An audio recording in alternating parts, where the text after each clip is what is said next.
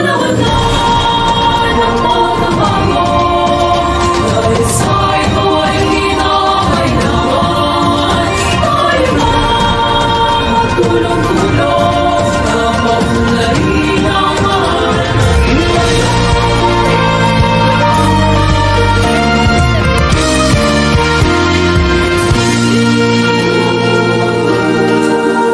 Panahon na ng pagbabago, dahil sa ito ay kinakailangan tayo na magtulong-tulong na paunlarin ang mahal nating bayan.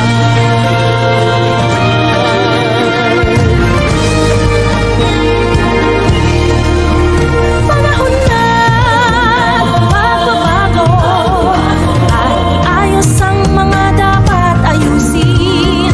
Dapat lang maging tungkulin ng bawat mamamayan dito sa atin. Ng pagbabago patungo sa pag-asenso, magsikap ng mabuti at nang kuminhawa tayo. Bagong malaki natin sa mundo at ipamalas ang bagong Pilipino at bagong Pilipinas.